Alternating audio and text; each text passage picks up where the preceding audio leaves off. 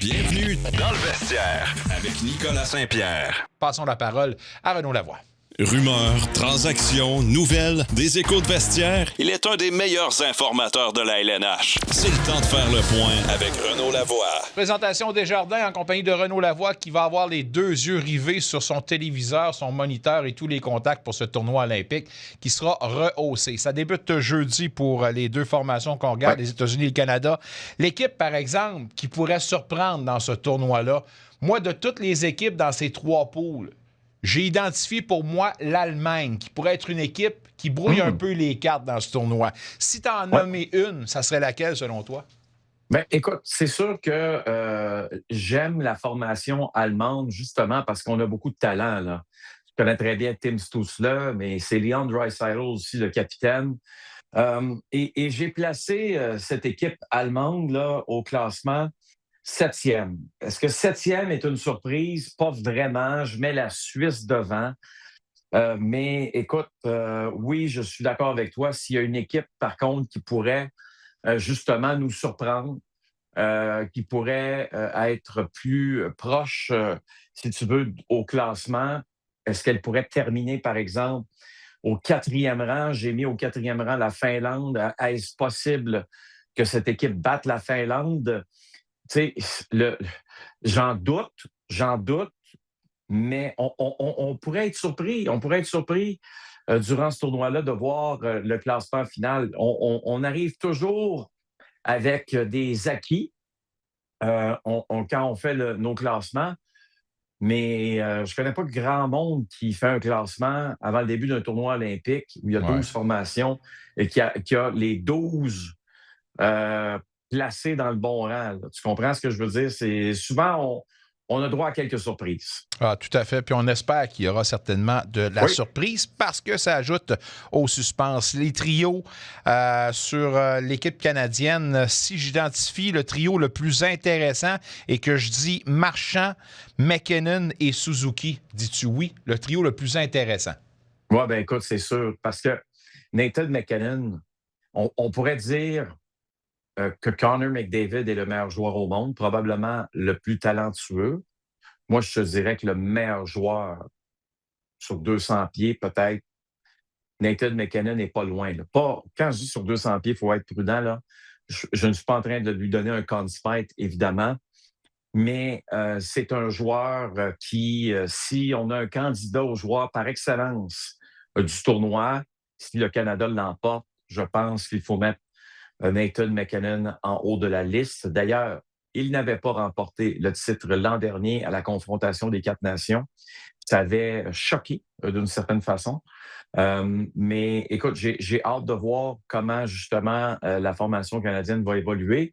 Qui va sortir de ce tournoi-là si l'équipe l'emporte avec le titre de joueur par excellence. Mais tu sais, Nathan McKinnon, là, c'est la crème de la crème là, présentement parce sa façon de jouer a du Sidney Crosby en lui, mais avec plus de talent. Et là, je n'enlève absolument rien à Sidney Crosby.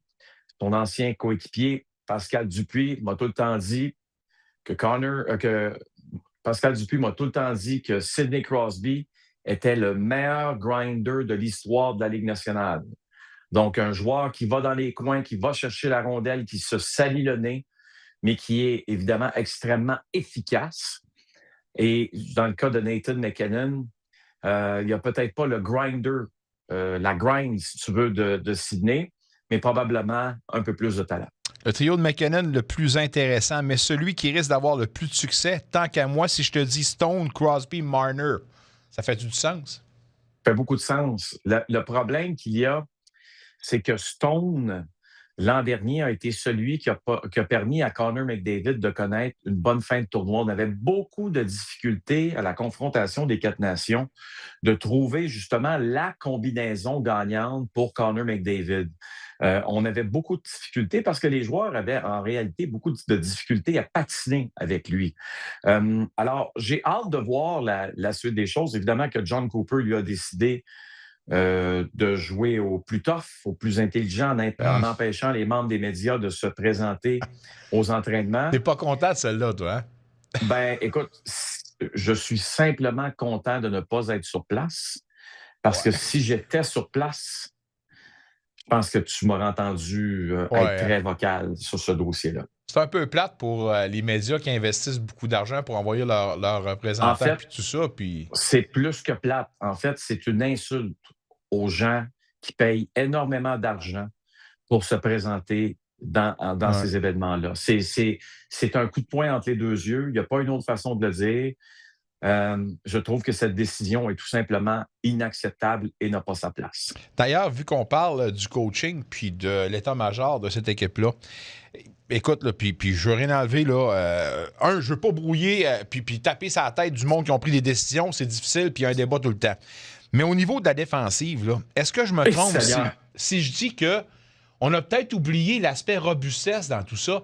Je regardais le nombre de mises en échec pour tous ces joueurs. Ces gars-là là, sont tous dans le top des pairings de toutes leurs équipes respectives, mais il me semble qu'on manque un peu de grit. Est-ce que je me trompe? C'est la pire défensive de la formation canadienne envoyée aux Jeux olympiques dans son histoire. Ouch! Je n'en vois pas une autre. J'en vois pas une autre. 2006, tu avais quand même Rob Blake, Jay Bouwmeester.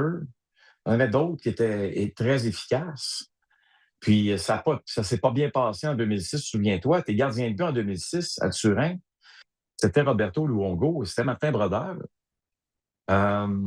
Et ça ne s'était pas du tout, ça ne s'était pas bien passé, là.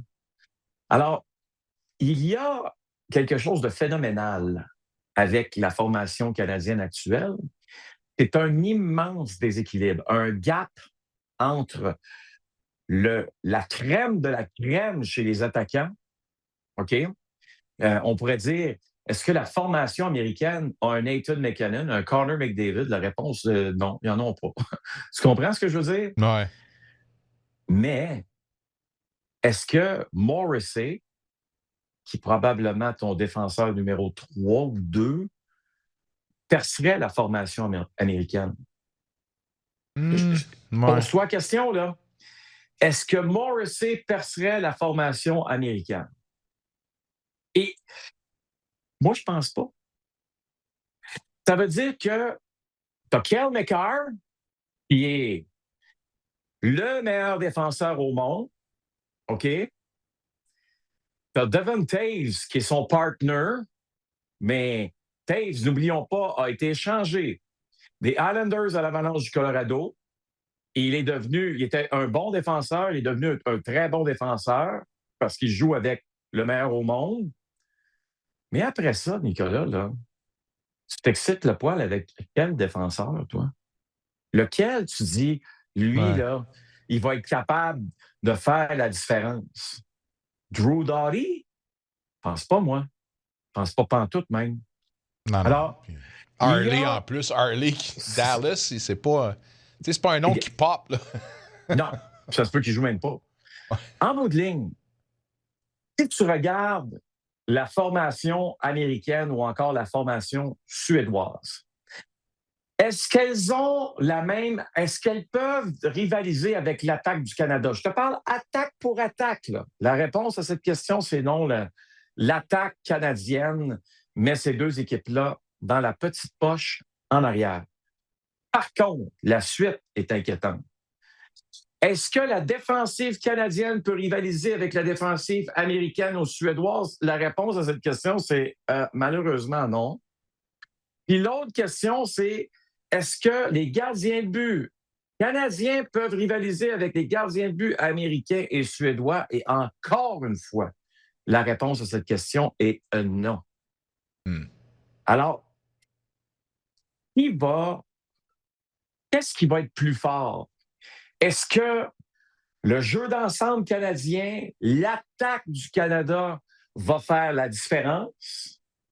Ou est-ce que l'équilibre qu'il y a sur les 4 trios, sur les 3 duos défenseurs et chez les gardiens suédois et américains vont faire foi de tout sur le résultat final? Ouais. La question, elle doit être posée. C'est le pire gardiens de l'histoire qu'on a envoyé aux Jeux olympiques. Et c'est probablement les pires défenseurs, je les mets ensemble, là, qu'on a envoyés aux Jeux olympiques côté canadien. Kyle McCarr est le meilleur, mais les autres, là, c'est inquiétant, là. C'est pas vrai c'est pas vrai qu'il faut regarder ça en disant c'est réglé, on va ressortir de là avec une autre médaille d'or. Je pense pas, moi, que c'est comme ça qu'il faut voir ça. Fait que tu me dis qu'on va jouer à la saveur des Oilers Edmonton qui doivent en scorer 9 par match pour finir 9-8. C'est quoi? Dans un tournoi où c'est très serré, difficile de marquer des buts, si le Canada marque 4 buts par soir, ses chances de l'emporter sont bonnes. Mais si on en marque 2 ou 1, qu'est-ce qui arrive? Mystère et boule de gomme. Celebrini, le plus jeune joueur appartenant à la Ligue nationale de hockey qui s'en va affronter les meilleurs dans un tournoi olympique. Quel beau fait d'armes. Celebrini est-il le joueur que tu regardes le plus dans cette formation canadienne pour débuter le tournoi? C'est l'avenir, OK? C'est l'avenir du Canada. C'est un digne représentant qui est dans la même lignée, selon moi, en fait, de personnalité qu'un Sidney Crosby. C'est un futur capitaine, fort probablement avec les Sharks. Matthew Schaefer est dans la même catégorie. Bref, il y a de très, très bons joueurs, mais pour notre formation canadienne, là, de penser justement à ce que McLean va faire. Moi, je m'attends à un très grand tournoi de sa part. J'ai l'impression que les Canadiens vont le connaître encore plus. Déjà qu'on s'entend qu'il joue avec les Sharks. On ne le voit pas souvent jouer à des heures normales. Ceux qui l'ont vu évoluer déjà connaissent tout son talent. Et mon impression, c'est que ça va être un joueur si le Canada sort de là avec une médaille d'or, on va parler de lui en bien et de se dire, est-ce qu'on est gâté? Parce que ce gars-là va faire partie de notre avenir pour les Jeux olympiques, pour les 10 prochaines années, 15, on va dire 16 prochaines années probablement. Ce serait extraordinaire dans son cas. Dernier point pour toi. Il y a 2 grands oubliés pour moi dans la sélection initiale chez le Canada. Mark Scheifele, Sam Bennett. Oui. Sam Bennett a été rappelé en raison d'une blessure, mais il ne fait pas partie, justement, du 12 partant pour l'instant. C'est sûr et certain qu'il va être dans le line-up à un moment donné et qu'il va prendre la place de Hagel. Mais moi, si je suis John Cooper, là, pour faire ça imagé, là, moi, Bennett, là, c'est un gars qui est en beau joie le vert puis en beau maudit. Je le tiens sur une laisse bien courte, là, puis je le laisse baver là, en avant d'un gros morceau de steak comme un gros pitbull. Puis à un moment donné, mais que ça ait le temps, m'a lâché là. Il va être terrible, ce gars-là. Là. Ouais, ben, écoute, tu gagnes pas le Conn Smythe par hasard. Tu comprends? Yeah. C'est un gars qui a fait la différence dans les 2 dernières finales de la Coupe Stanley qu'il a disputées. C'est un joueur très spécial en raison aussi de sa personnalité, OK? Et ça fait en sorte que je pense que c'est le genre de joueur, justement, qui est très sous-estimé et qui est capable, d'une certaine façon, de faire oublier, de se faire oublier, mais de lancer le message à ses patrons. Vous savez, vous faites une erreur de me sous-estimer constamment. Alors, moi, j'ai hâte de voir très certainement la façon dont il va évoluer. Bien, s'il y a un autre absent de marque, Matthew Schaefer, je t'en parlais tantôt, dans cette défensive canadienne inquiétante, je pense que Matthew Schaefer, malgré ses 18 ans, aurait été capable d'aider cette équipe-là parce que c'est un joueur très spécial, unique, comme on en voit peu. C'est capable de limiter son temps de glace et ça aurait fait en sorte que tu aurais tassé 1 ou 2 défenseurs qui n'ont pas leur place. Tu comprends? Et je te dirais, est-ce que Matthew Schaefer pourrait percer la formation américaine? La réponse à cette question-là, c'est oui. Oh, c'est de la déclaration, ça. J'espère en tout cas que le tournoi des hommes ne sera pas à l'image du début de tournoi chez les femmes aujourd'hui, qui ont mangé une méchante varlope contre les Américaines. Alors, on s'en parlera un autre tantôt. Un retour sportif 100% local dans le vestiaire avec Nicolas Saint-Pierre.